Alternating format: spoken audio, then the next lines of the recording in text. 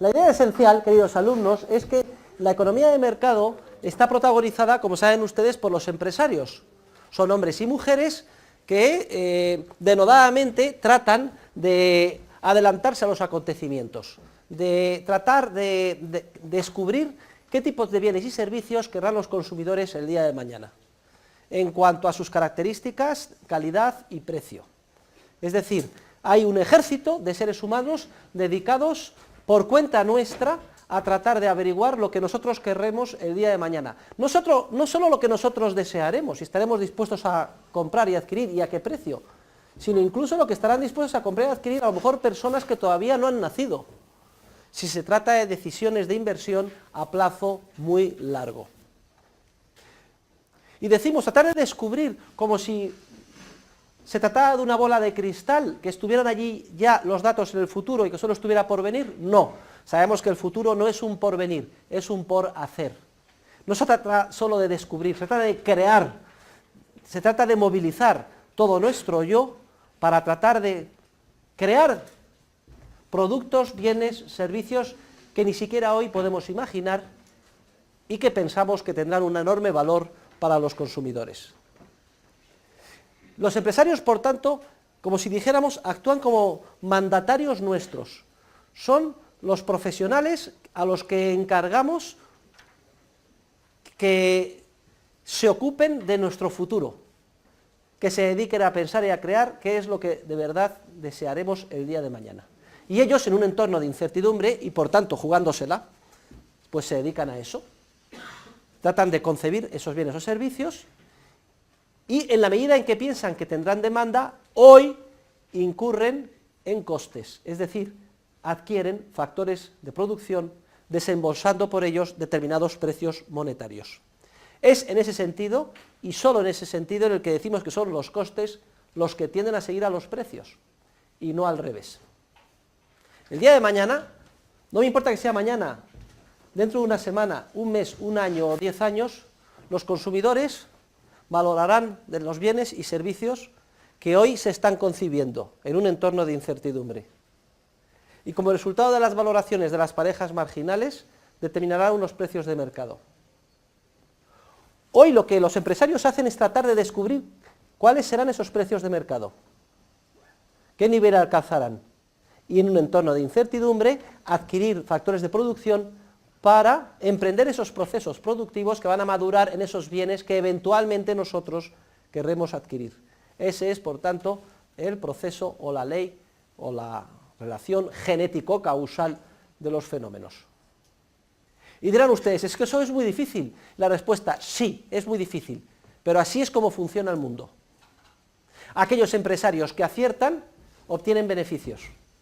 Acertar significa que han sido capaces de adelantarse a los acontecimientos y de averiguar qué bienes y servicios el día de mañana van a satisfacer mejor las necesidades de los consumidores. Compran hoy barato, venden mañana caro, obtienen beneficio. Otros, en cambio, se equivocan y cosechan pérdidas. Es un proceso de continua rivalidad, en el que no hay derechos adquiridos. El hecho de haber tenido éxito en el pasado no garantiza tenerlo en el futuro. El empresario ha de revalidar, como si dijéramos, día a día, su perspicacia empresarial a favor de los consumidores. ¿Y quiénes son los beneficiarios de todo este proceso? Los ciudadanos, los consumidores, todos nosotros, que continuamente vemos cómo el mercado, a través de este orden espontáneo, proporciona un flujo siempre creciente de bienes y servicios de cada vez mayor calidad y a precios más ajustados, que hace en última instancia posible el incremento del nivel de vida de todos. No solo en términos cuantitativos, sino también en términos cualitativos. No solo cada vez un número mayor de seres humanos que es capaz de ser soportado por el proceso, sino además con un nivel de vida cada vez más rico. Luego, el libro de texto habla de tasación. En las ediciones anteriores lo traducíamos como justiprecio. En realidad es el proceso por el que los empresarios prevén cuál es el precio de mercado del bien que estaremos dispuestos a comprar o adquirir en un futuro más o menos lejano. Fíjense ustedes, por tanto, y con esto termino, cuál es la concatenación de los acontecimientos. Empezamos en el futuro, y no me gusta poner, digamos, representaciones matemáticas, que son subíndices en variables. Las valoraciones en el momento T+1, que todavía no ha llegado a producirse, determinarán a través del proceso de competencia bilateral un precio, y ya hemos visto a través de qué mecanismo se determina ese precio, valoraciones de las parejas marginales. Un precio de mercado. Y hoy, ¿qué es lo que hacen los empresarios? Tratar de averiguar cuál será ese precio. Y en función de eso, hoy adquieren factores de producción, es decir, incurren en costes, que son los precios monetarios que se pagan por los mismos para producir ese bien que se venderá el día de mañana. Son los precios los que determinan los costes y no al revés. Y en última instancia, ¿qué son los costes? Ya en su momento, al comienzo del trimestre, decíamos que el coste es un valor subjetivo, que el actor da al fin, a un fin, pero que precisamente no es el fin que persigue al actuar, sino aquel al que renuncia cuando decide seguir un determinado curso de acción. Este es el concepto subjetivo de coste de oportunidad. Ahora bien, hay una segunda definición de costes más estricta, que es una definición de costes en términos de cálculo económico. Y esta segunda definición de costes, más estricta, más concreta, en términos de cálculo económico, define los costes como los montos, las cantidades o las sumas dinerarias que es necesario desembolsar para adquirir factores de producción en el mercado. Y efectivamente, todo empresario, cuando saca adelante un proyecto empresarial, está continuamente adquiriendo factores productivos. Compra los servicios de muchos tipos de factor trabajo, adquiere, pues a lo mejor, una fábrica o alquila un local comercial, ordenadores, programas, tiene que pagar luz, electricidad. Todos esos importes, en términos monetarios, que desembolsa para comprar los factores de producción que exigen de forma complementaria el proceso que él está emprendiendo y llevando a cabo y que culminará el día de mañana en la producción de bienes que esperamos podrá vender a un precio suficientemente alto, todos esos precios que paga por los factores de producción son los costes en sentido estricto monetario. Ahora, hay una conexión muy clara entre el concepto de coste como instrumento del cálculo económico, es decir, una suma de unidades monetarias desembolsadas para adquirir factores de producción, y el concepto de coste en términos generales que hemos recordado al principio, como el valor subjetivo que damos a un fin al que renunciamos cuando decidimos seguir una línea concreta de actuación. Y es muy claro, porque cuando yo desembolso y pago por un trabajador un salario, por la luz y el alquiler de un local comercial, en un proceso de producción, simultáneamente, este dinero que estoy pagando por esos factores de producción, lo podía haber dedicado a adquirir otros factores de producción, o esos mismos, pero dedicándolos en otro proceso productivo. Precisamente el que yo pueda estimar en unidades monetarias el coste, me ayuda a ser consciente de aquello a lo que estoy renunciando por emprender un determinado proyecto de producción. Y cuando termine el proceso, llega el momento T+1 y venda mi bien, se podrán dar una de las siguientes dos posibilidades. Primera, que pueda vender a un precio tan alto que sea capaz de recuperar los costes y me quede un beneficio empresarial. Y segunda, que terminado el proceso de producción haya cometido un error empresarial y el precio que obtengo sea inferior a los costes en los que incurrí y por tanto coseche una pérdida empresarial. En términos de cálculo económico, Obtener un beneficio empresarial quiere decir, es una señal que indica que se ha actuado bien. Mientras que cosechar pérdidas es una señal que indica al empresario que ha actuado mal. ¿En qué sentido? En el sentido de que si cosecha pérdidas y no es capaz de obtener un precio que al menos le permita recuperar los costes con un margen suficiente de beneficio, si cosecha pérdidas, la señal que está recibiendo del orden espontáneo del mercado es que ha actuado mal en el siguiente sentido. En el sentido de que esos recursos escasos, esos factores de producción que ha adquirido en su proceso empresarial, eran más urgentemente necesitados y valorados por los consumidores en otros procesos productivos. Eso es lo que significa una pérdida empresarial. Que los escasos recursos de la sociedad han sido mal invertidos, porque tú como empresario los has movilizado hacia un proyecto de inversión que luego, cuando ha madurado, no has sido capaz de obtener como precio el valor de aquello que previamente se haya desembolsado como coste, dejando un margen de beneficio. Mientras que si has obtenido beneficio, el mensaje es: vas por buen camino, sigue así. La movilización que has hecho de factores escasos de la sociedad en pos de ese proyecto productivo es correcta. No existen otras alternativas donde esos escasos factores de producción hubieran sido más altamente valorados por los consumidores.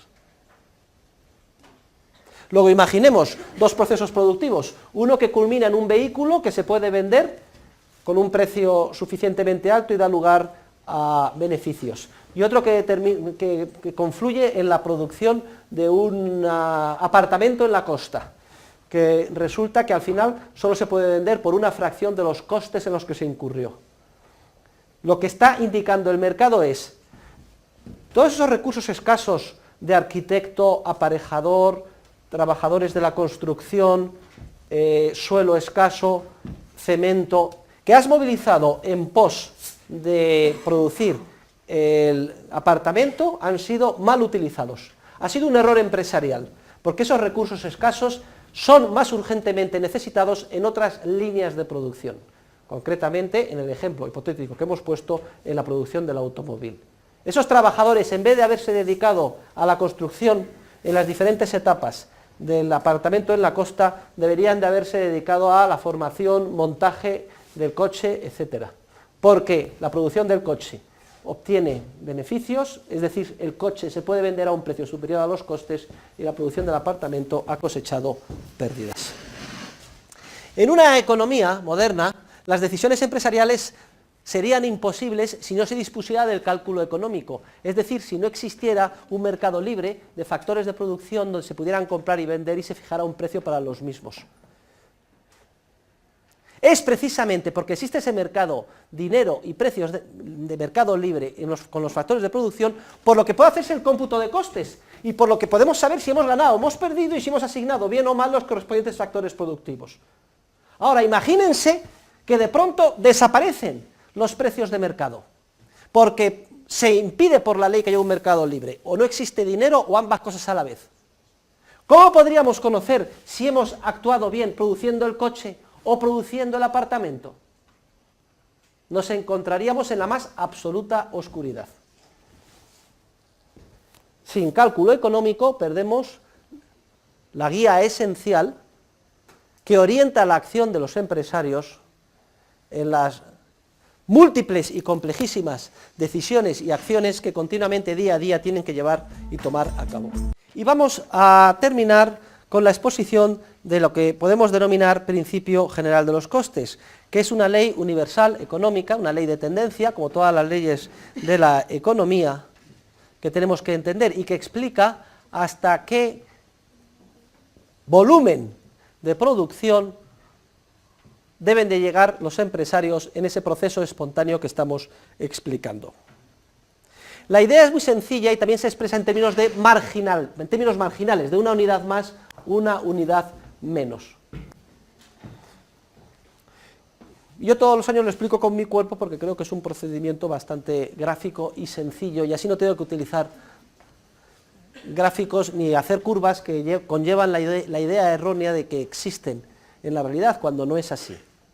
Hemos hablado de un proceso temporal. Todos los procesos de producción son procesos temporales, conllevan tiempo, una serie de etapas sucesivas. En ellos colaboran una serie de factores de producción complementarios que el empresario adquiere, incurriendo en costes.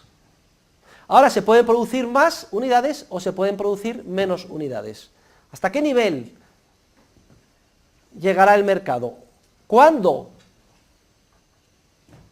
deberá seguirse adelante produciendo más o cuándo deberá pararse el número de unidades de producción? Lo que les estoy a ustedes explicando es el proceso de producción de vehículos. Cualquier fábrica, la Ford, en Almusafes, en Valencia, ¿cuántos vehículos producirá al año? ¿30.000, 40.000, 100.000, 1 millón? ¿Hasta dónde debe llegar y hasta dónde no? Es que si ha sido un error producir el apartamento, ¿significa que no se va a producir ninguna casa en España? ¿No se va a construir ninguna vivienda? Las decisiones en economía no son de todo o nada. Construir viviendas es ruinoso. Luego, no se construye nada. Incluso ahora en España está construyendo, pero la tercera parte de lo que se construía, o la quinta parte el año pasado. Las decisiones en economía y las acciones en economía son siempre incrementales, en términos de unas unidades más, unas unidades menos. Y lo que vamos a ver ahora cuál es la ley general del mercado, una ley espontánea, impulsada por la fuerza de la empresarialidad, que tiende a determinar hasta qué número de unidades se produce en cada proceso de producción. Y la ley es muy sencilla. Cada unidad adicional de factor de producción que adquiere el empresario en cualquier línea, recuerden los determinantes individuales del coste. ¿Qué pasa a igualdad de circunstancias si aumenta la demanda de cualquier bien o servicio? Que tiende el precio a crecer. Luego, cada unidad adicional de factor de producción, sea una hora más de trabajador, sea un mes más o un año más de alquiler de la instalación, o sea un ordenador más que adquiero, a igualdad de circunstancias, cada unidad adicional de factor de producción que tiende a comprarse por el empresario para un proceso productivo, y a nivel agregado de un sector lo mismo, tiende a costar más. Esto se llama coste marginal, es el coste de la unidad adicional del factor de producción adquirido en un proyecto de producción.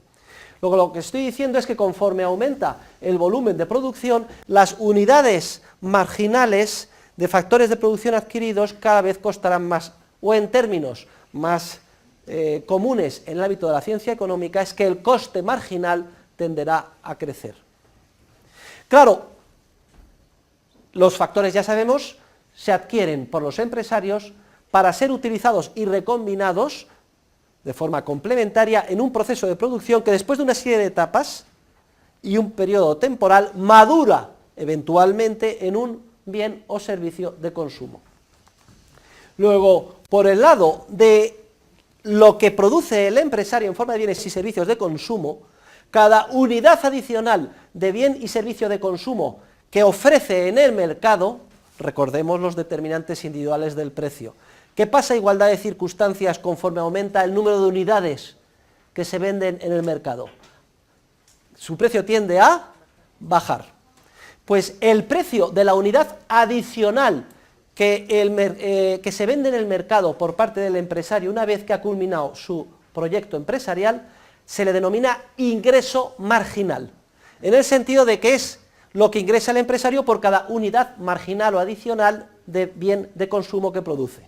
Luego, fíjense ustedes, por el lado, al comienzo del periodo del coste, cada unidad adicional que se produce exige adquirir unidades adicionales o marginales de factores de producción. Luego, el coste marginal tiende a crecer. Y por otro lado, el ingreso marginal del bien que se vende en el mercado terminado el proceso de producción, conforme se lanzan más unidades al mercado, el ingreso marginal tiende a decrecer. Luego, ¿hasta qué nivel o volumen de producción llegará el empresario? Pues precisamente, fíjense, si cada unidad adicional me cuesta más y lo que produzco cada vez me produce menos en forma de ingreso marginal, yo llegaré a producir ese volumen de producción hasta el que aproximadamente el ingreso y el coste marginal coincidan. Porque si me paso y sigo produciendo vehículos o apartamentos por encima de ese nivel, resulta que las unidades marginales o adicionales de bien producido me generarán pérdidas. Imagínense que son 10.000 vehículos, y hasta el vehículo 10.000 aproximadamente, el último vehículo ya el ingreso y el marginal y el coste marginal coinciden. Lo que he adquirido, lo que me ha costado el factor de producción adicional para producir el último vehículo y lo que he obtenido por su venta más o menos coinciden. Si sigo produciendo vehículos, en vez de 10.000 hago 10.500, 11.000, esos vehículos marginales ya supondrán un coste marginal superior al precio de venta y por tanto los produciré a pérdida.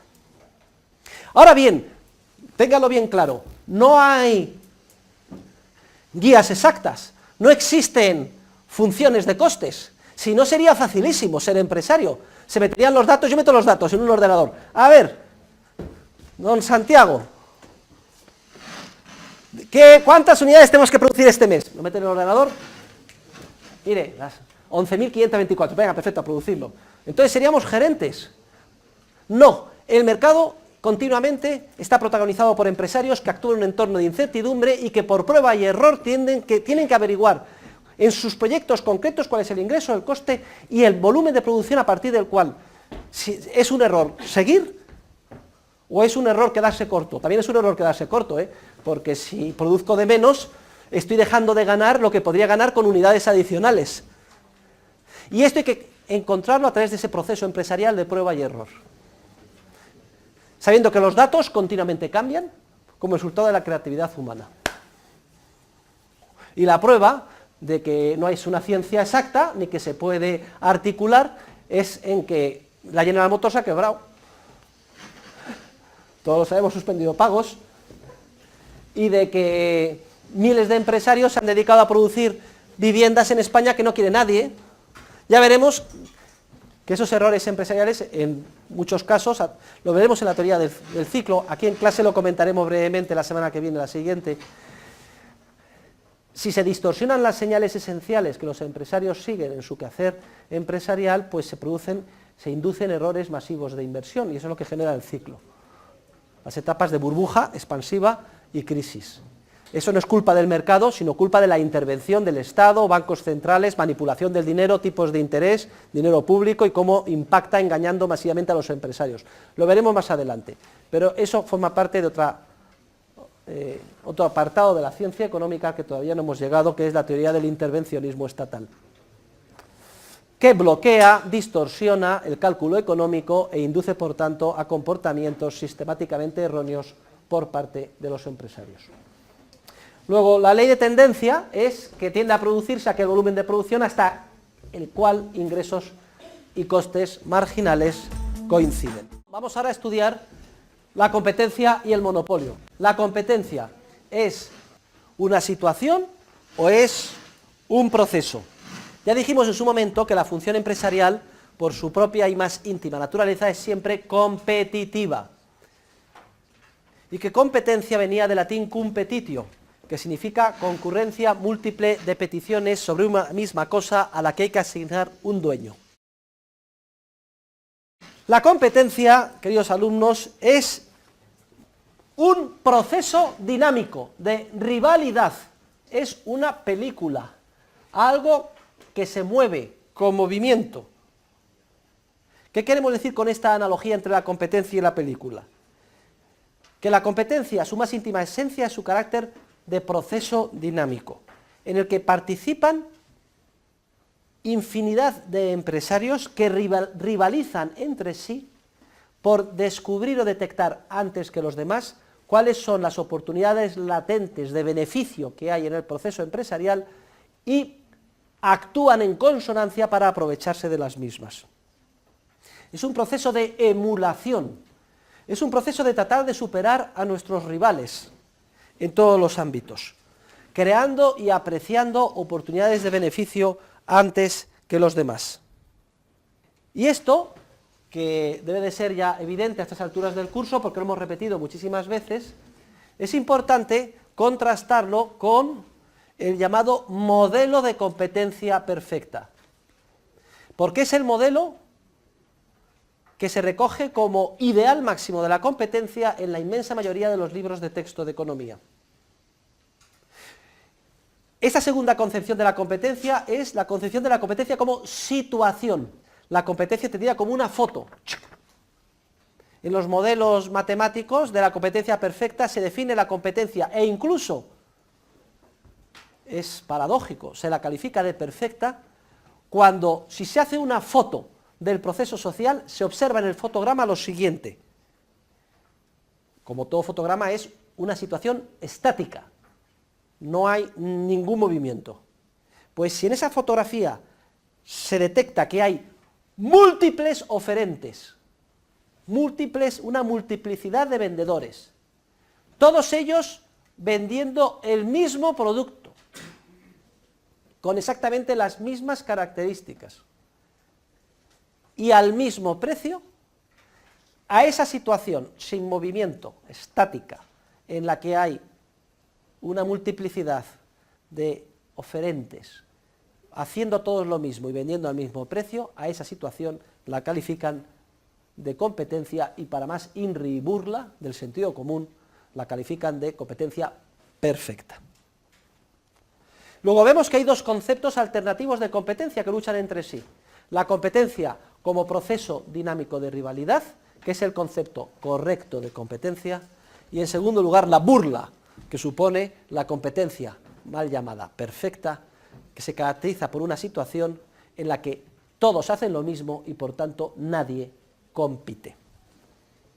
Y ustedes me podrán preguntar, ¿cómo es posible que legión de economistas, científicos de la economía, catedráticos, distinguidísimos, autores de libros de texto, premios Nobel, hayan hecho del modelo de competencia perfecta, es decir, de esa concepción estática de la competencia, el eje sobre el que pivota toda su teoría? De nuevo es aquí donde podemos constatar uno de los casos más claros en los que se observa el nefasto efecto que tiene el uso de las matemáticas en nuestra disciplina. La competencia como situación es un estado de equilibrio que es el único matematizable. Y el empeño en aplicar la metodología errónea procedente del mundo de la ciencia natural, donde hay constancia, no existe el tiempo ni la creatividad, al ámbito de la ciencia social protagonizada por seres humanos, se plasma en un rosario de errores, pero entre ellos quizás el más importante en el hecho de que se haya endiosado concepto tan absurdo como el concepto estático de competencia perfecta. Y si tenemos dos conceptos de competencia, hemos visto el concepto correcto de la competencia como película, como proceso dinámico, y el concepto erróneo de la competencia como concepto estático, competencia además llamada perfecta entre comillas, en la que nadie compite porque no se permite, en el modelo todo el mundo tiene que hacer lo mismo y vender al mismo precio. Vamos ahora a dar entrada a dos conceptos también alternativos y distintos de monopolio. Y vamos a ver cómo cada uno de estos dos conceptos de monopolio va de la mano, como si dijéramos, de cada uno de los dos conceptos que acabamos de repasar de competencia. O expresado de otra forma, al concepto correcto de competencia le ligaremos un concepto correcto de monopolio y al concepto erróneo de competencia le asignaremos o relacionaremos un concepto también erróneo de monopolio. Vamos a empezar por este último. Recordemos, ¿cuál es el concepto erróneo de competencia? La competencia como situación, modelo de equilibrio, que se define porque hay una multiplicidad de oferentes, todos ellos produciendo el mismo producto y vendiéndolo al mismo precio. Es decir, en el que no se permite, por definición, que nadie compita, ni haga nada distinto. Los teóricos de la economía matemática llaman monopolio a lo que no es competencia perfecta, por decirlo de una forma, una primera aproximación, de una forma burda. Es decir, si la característica del fotograma estático esencial para caracterizar de perfecta la competencia es que haya muchísimos oferentes, califican de monopolio otro fotograma, otra fotografía, otro estado de equilibrio, en el que en vez de haber una multiplicidad, que es lo contrario, haya un único vendedor. Luego, vean cómo de la mano del concepto erróneo de competencia perfecta, enseguida surge el concepto erróneo de monopolio, que se define como aquella situación, que no proceso, en la que se detecta que hay un solo productor, que se supone que por estar él solo puede poner los precios que desee, artificialmente altos, en perjuicio de los consumidores. Una situación intermedia sería la del oligopolio. Procede del griego, oligo significa unos pocos vendedores. Pero este concepto de monopolio o del oligopolio es un completo sinsentido desde la perspectiva de la teoría dinámica de los procesos de cooperación social protagonizados por los empresarios. Y vamos a entenderlo enseguida. Vayamos ahora al concepto correcto de competencia. El concepto correcto de competencia, recordemos, ya no es un fotograma, sino que es una película. Es un proceso dinámico de rivalidad, en el que los empresarios rivalizan unos con otros por tratar de descubrir o crear, antes que los demás, oportunidades de ganancia, actuando en consecuencia para aprovecharse de las mismas. Y antes que los demás, porque una vez que han detectado una oportunidad de ganancia y se han aprovechado de ella, esa misma oportunidad ha quedado eliminada del mercado. Ya no puede ser detectada o aprovechada por otro ser humano. Según esta conceptualización que hemos calificado de correcta, la única correcta, de la competencia como proceso dinámico de rivalidad, el concepto de monopolio es radicalmente distinto al que acabamos de ver. Ahora en lo que nos tenemos que fijar es de si es posible o no que los empresarios puedan acceder a ese proceso de rivalidad. Y diremos que solo hay monopolio cuando se impide por la fuerza del Estado la libertad de acceso en cualquier parcela del cuerpo social al proceso empresarial. Ya no, lo relevante no es si hay uno o unos pocos oferentes. Lo relevante es si se puede acceder, si hay libertad de entrada o no la hay, como consecuencia de la coacción sistemática de los estados que impiden el ejercicio de la empresarialidad libre en cualquier parcela de la vida en sociedad. Es más, en la conceptualización dinámica es irrelevante si en la sucesión de fotogramas que constituyen el celuloide y la película elegimos uno arbitrariamente, miramos y resulta que solo hay un vendedor. Si el que observa que solo hay un vendedor en ese fotograma aislado, elegido, es un economista matemático, inmediatamente pondrá el grito en el cielo y dirá: ¡monopolio! El tan odiado monopolio, explotación de los consumidores, hay que perseguir. En cambio, para el economista de la escuela austríaca, con la perspectiva dinámica del mercado protagonizado por la empresarialidad, es irrelevante que en uno o en varios fotogramas aparezca un único vendedor, porque lo que tiene que fijarse no es un fotograma suelto, sino todo el proceso dinámico de la película, y ver si a lo largo del mismo ha habido libertad de acceso o no al libre ejercicio de la empresarialidad. Y si a lo largo del proceso dinámico vemos que hay libertad de acceso, entonces habrá competencia en sentido dinámico, con independencia de que, y es irrelevante, en algunos momentos concretos solo haya quedado un vendedor. Es más, si en algún momento concreto ha quedado un vendedor y hay libertad de acceso a la empresarialidad, el hecho de que en ese fotograma aislado aparezca un único vendedor, es decir, el tan odiado monopolio desde la perspectiva de la conceptualización errónea, lejos de ser una muestra de que se está actuando mal y en contra de los consumidores, es una muestra de justo lo contrario. Si el proceso dinámico es libre y los empresarios participan en él tratando de emularse y rivalizando entre ellos, si en algún momento histórico prepondera uno solo, eso significa que ha preponderado precisamente porque ha sido capaz de servir las necesidades de los consumidores mejor que nadie.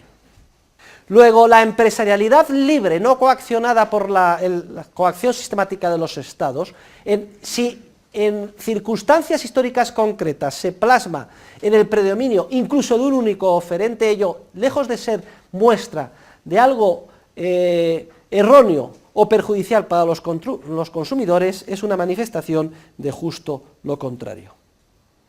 El llegar a una posición de monopolio en un ámbito de libertad manifiesta que estás sirviendo a los consumidores mejor que nadie.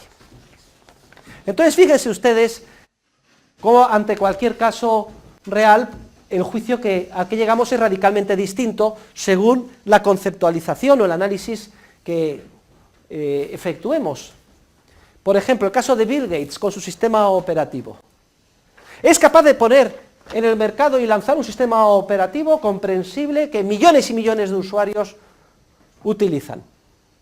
Y resulta que en vez de hacerle una estatua, un monumento, etcétera, se le persigue por las autoridades de la competencia en Europa, en Estados Unidos, se le calumnia, se le multa. ¿Quién tiene razón? Recuerden que en el mercado no hay derechos adquiridos, cada día es un nuevo amanecer y hay que revalidar el predominio sirviendo a los consumidores mejor que nadie. Pero si en determinadas circunstancias históricas ha predominado en el mercado Bill Gates y no ha habido coacción sistemática de los gobiernos impidiendo el libre acceso a la función empresarial, es porque Bill Gates efectivamente ha satisfecho las necesidades de los consumidores mejor que nadie. Pero ojo, esto no es ninguna garantía, que no se duerman los laureles Bill Gates. Que el hecho de haber triunfado hoy no quiere decir que haya garantía de triunfar mañana. IBM se quedó con el 70% del mercado de ordenadores hasta los años 60. Empezó a convertirse en una empresa mastodóntica y arrogante. Le presentaron un proyecto de hacer ordenadores personales pequeños y dijeron, qué tontería, esto no va a dar beneficio. Fuera. ¿Y qué pasó? Por poco suspende pagos y quiebra, como General Motors. Estuvo al borde. Inmediatamente, si dejas de estar más perspicaz y alerta que tus competidores, dirigido siempre a satisfacer las necesidades de los consumidores de la mejor manera, al mejor precio, te surgen, como debajo de las piedras, un ejército, una constelación de competidores reales y potenciales que ponen en peligro tu situación de predominio. Luego es irrelevante desde la perspectiva dinámica que en algún fotograma concreto parezca que en algún instante solo predomina uno. Ello además indica que se actúa mejor que nadie.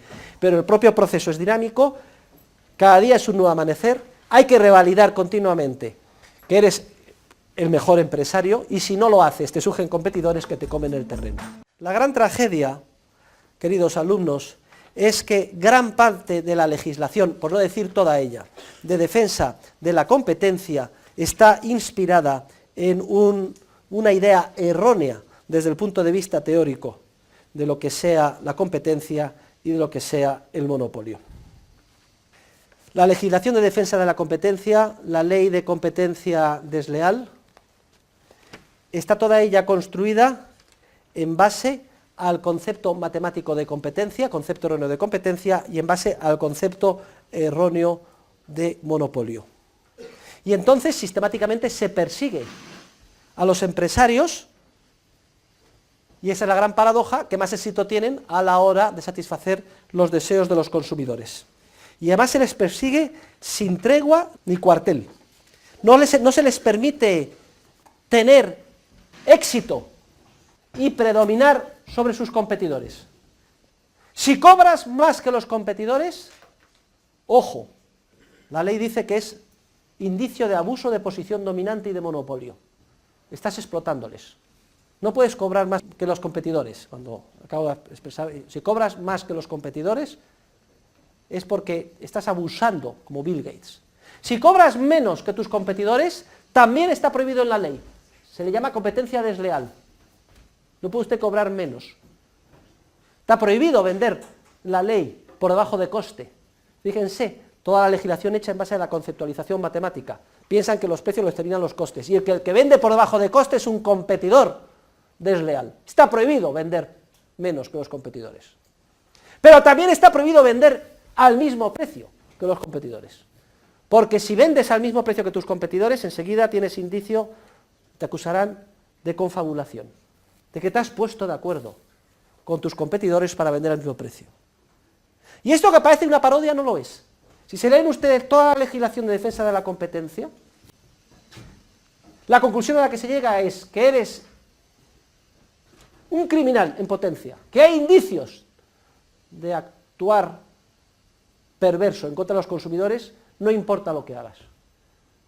Si vendes a un precio superior, confabulación. Si vendes a un precio superior, abuso de posición dominante. Si vendes al mismo precio, confabulación. Si vendes a un precio inferior, competencia desleal, cutthroat competition, también llamado dumping. Y vamos a leer una poesía, un poema, vamos a repasarlo juntos, que se titula Tom Smith y la increíble máquina de hacer pan. Dice lo siguiente: esta peregrina historia trata del buen Tom Smith, que le quitó el hambre al mundo y pasó de héroe a vil. Tom fabricaba juguetes, eran su especialidad, por eso a todos asombra cuando se pone a hacer pan. La máquina que ha inventado no es de poco más o menos, hace el pan casi de balde, en rebanadas y envuelto. ¿Imagináis el milagro? ¿Calculáis las consecuencias? Al fin come el mundo entero, gracias a Smith y su ciencia. Es como cuando Bill Gates era el héroe. Le recibe el presidente, todo el mundo le festeja, y honores y distinciones llueven sobre su cabeza. Pero, ¿hay algo tan voluble como la cochina fama? De Tom, héroe de hoy, ya nadie se acuerda mañana. El tiempo vuela, y Smith, aunque se ha hecho millonario, no es ya nadie para quienes comen su pan a diario. ¿De dónde viene ese pan?, le preguntáis a la gente, y ellos comen y se extrañan. Ah, pero ¿no lo hubo siempre? Todos damos por supuesto que nuestro ordenador tiene que funcionar y Windows también. ¿No lo hubo siempre? Tenemos derecho a nuestro ordenador personal y a que funcione Windows. La verdad es que eso a Smith no llega a quitarle el sueño, pues piensa, todo va bien, yo rico y ellos contentos. ¿Que todo va bien, Smith? No contabas con la huéspeda, sino ved lo que pasó a partir de aquella fecha, en que al subir los impuestos, y aun sin irse de la mano, tuvo que subir algo el pan. Ahora ya cuesta 1 centavo. ¿Qué pasa?, clama la gente. ¿Qué pretende el muy infame? ¿Quiere lapidar más millones a costa de nuestra hambre? Vean su caricatura. Gran panza, hocico porcino, quitando el pan de la boca a un famélico chiquillo. Como el pueblo democrático es lo primero, nadie podrá discutir que en asuntos de esta clase a él le toca decidir. Intervienen presurosos los agentes del gobierno, menos mal que tenemos una comisaria en Europa de competencia, y una Dirección General de la Competencia en España, y un Tribunal de Defensa de la Competencia. Intervienen presurosos los agentes del gobierno, y lo que encuentran les pasma, el trust del pan, nada menos, trust, en inglés, el monopolio. La cosa se pone seria, y curándose en salud, Smith decide pasarse por la oficina antitrust, por el departamento gubernamental que nos defiende la competencia. Allá va sombrero en mano. Les han engañado a ustedes, yo no he quebrantado la ley. Pero el funcionario advierte, en época tan compleja no basta la ley, hermano, es mucho más eficaz dejarlo todo de nuestra mano. Y por si usted no se encuentra ducho en estos menesteres, le diré cuál es la norma, para que de una vez por todas se entere. Aumento ilegal de precio es cobrar más que un colega, pero si cobra usted de menos, es desleal competencia. Y téngalo bien presente, no haya en esto confusión, que si cobran todos lo mismo, será confabulación.